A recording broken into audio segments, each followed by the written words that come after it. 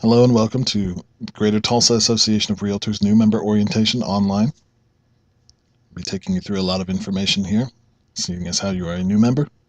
This will be your orientation. So, first thing, irrespective of local dialect and custom, the term realtor has but one pronunciation. That's realtor. That's 2 syllables. Industry professionals pronounce it correctly. Take a look at your business card. If you could, just go ahead and make sure you've got this all taken care of. If you have Realtor Associate, that's incorrect if it's lowercase. Even capitalized, Realtor Associate. The second example, incorrect. Realtor Associate in all caps, incorrect. The only correct way is Realtor Associate, and the R at the end. Let me tell you a little bit about GTAR.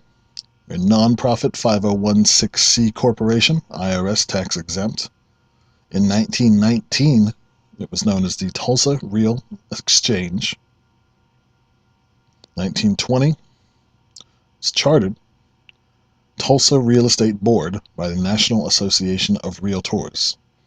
Association's name was changed in 1970 to the Metropolitan Tulsa Board of Realtors. 1991, it was changed to the Greater Tulsa Association of Realtors. The 3 types of GTAR membership: you could be a realtor associate, or a firm affiliate. Now about NORES, Northeast Oklahoma Real Estate Services. 1951, a group of realtors in Tulsa formed the MLS. 1967, GTAR and MLS merged, became a wholly owned for-profit subsidiary of GTAR. 2000, the name changed to NORES, continues to be wholly owned by GTAR. Some of GTAR's services: we have a board store, standardized forms, and free notary services. Here to protect and promote private property rights, enforce the code of conduct or the code of ethics, and are also a voice on political issues and topics that affect realtors on the local level. Also, we have continuing education, professional standards and arbitration, and committee involvement. Speaking of committees, here are some GTAR committees. You've got the Sales Associate, Community Relations, RPAC, which is Realtor Political Action Committee, RPML, Property Managers, RCA, which is Commercial. Here we have a full list of all the different committees that we have. I'll give you a moment to take a look at that.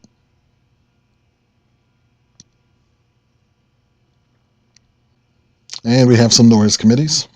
We have the Bylaws, Rules, and Regulations, Keybox Committee, and Data Systems Committee. If you have a smartphone or a mobile device, Super Key will work with it. Realist Mobile, so you can get tax information. And you can get to MLS data. We have mobile access. You just go to tulsarealtors.com and log in like usual. Or you can use the Tulsa MLS app. It is in the App Store or the Google Play Store as Tulsa MLS. GTAR Communications does what's called the Full Disclosure, which is our newsletter. Highly recommend subscribing to it.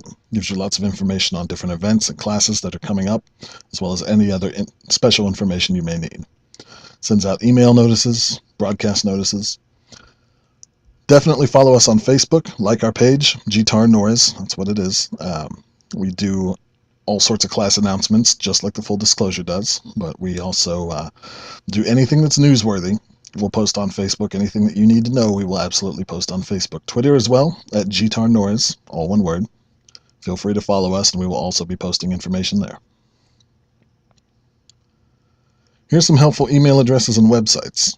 You have tulsarealtors.com. That'll be the simple one. That'll be the one that you always go to. You go to Tulsa Realtors to log in. Now we've got the email help desk at tulsarealtors.com. That goes to a team of us that can take care of issues. No problem. And if it's not addressed to the right person, say you email the help desk, but you needed somebody in membership, they'll get it to the right people. Also, education at tulsarealtors.com. If you have any question whatsoever about class or your education hours, accredited hours, email education at tulsarealtors.com. And then for any membership questions, we have membership at tulsarealtors.com. All of these go to different teams, and they'll take care of you. This is what your main menu will look like once you log into tulsarealtors.com. As you can see, the first icon in there might be a little small, but it's CoreLogic Matrix. That is our MLS system. That's where most of the work will be done. You can search our MLS through Matrix. Next to that is Realist, our tax system. If you need information, Realist is one way to go. You can also get to Realist through Matrix. No big deal.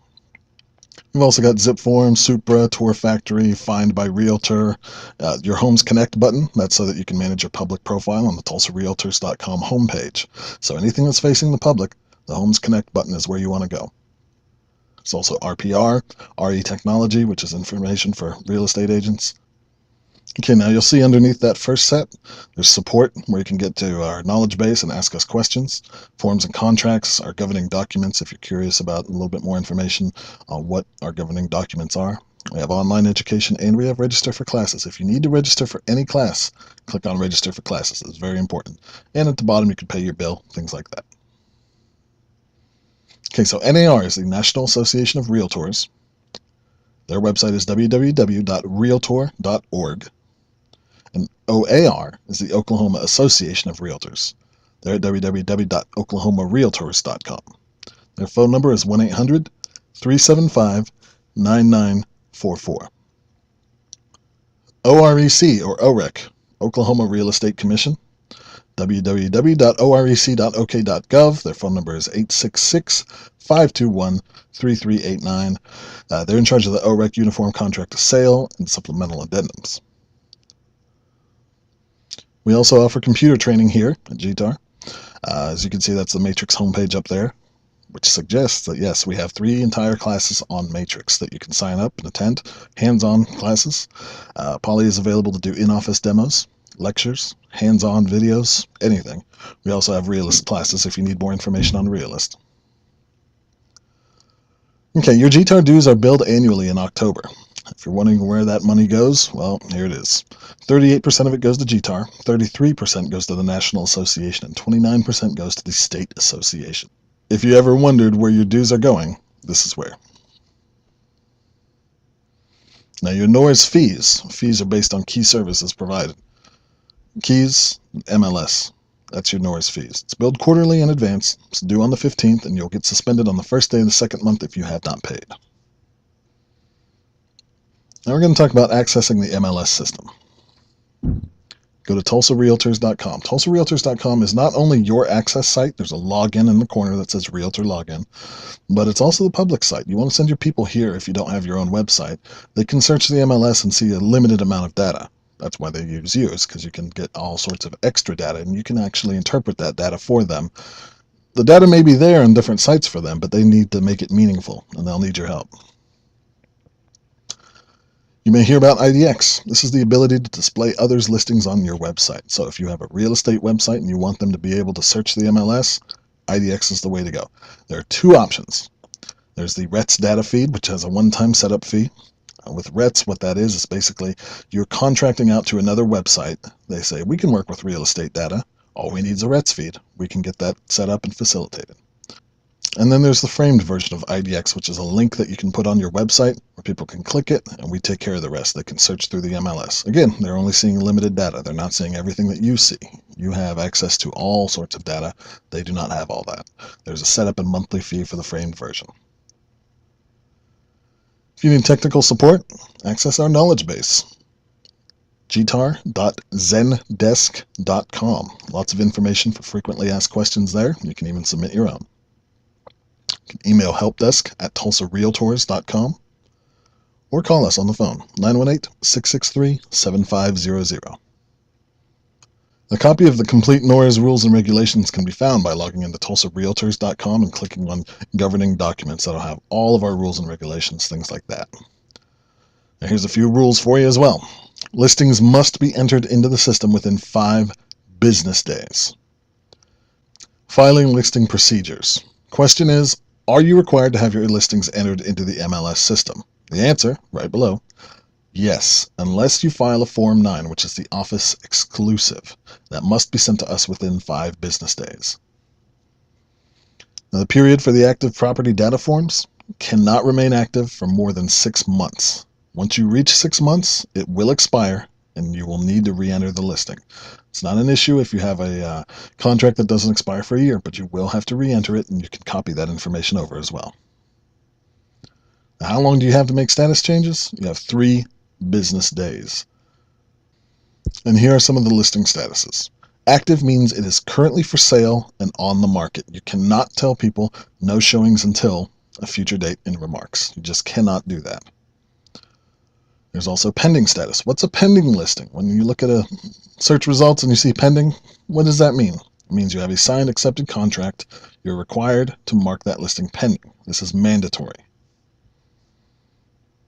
Now, what's a contingent listing? People ask about this. If you have a signed accepted contract, it may fall under the definition of a contingent listing. If it's contingent on the buyer's home being sold, you can mark it as contingent. If you have a short sale while you're waiting to hear back from the bank, it can also be marked as contingent. A withdrawn listing. Withdrawn means the listing agreement is still in effect, but the property is not being actively marketed. Times like the owners have company coming into town and don't want to show the house during this time. Anytime you withdraw a listing, you are required to send a copy of the withdrawal here, and this is an NAR mandated rule. You have to have a copy signed by the seller and the broker. A released listing means the listing agreement is no longer in effect. It releases the seller from their contract. Anytime you release a property, you're required to send a release status change form to the MLS. Just email any of these status change forms to helpdesk@tulsarealtors.com.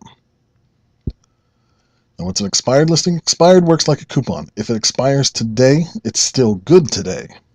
It's an automated system and will switch to expired at midnight. Once it's expired, that listing is free.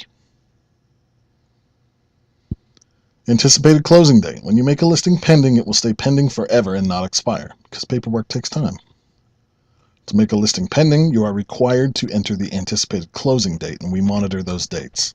7 days from the anticipated closing date, the agent gets an email to update their anticipated closing date or be subject to fine. Now, you may have some questions about quoting square footage. Well, there are 4 square footage fields. There's a house size, which is a range broken up by 250 square feet, so 250 by 500, 500 by 750, etc. That's not required. Home square foot is a required field. If you put 0 for the square footage, you have to put not reporting square footage for your source. If you put a number higher than 0, here are your source choices: courthouse records, building permit, or an appraisal. An appraisal can be a full appraisal or an appraisal measurement. Square foot 2 and 3 fields are if you have multiple sources of square footage.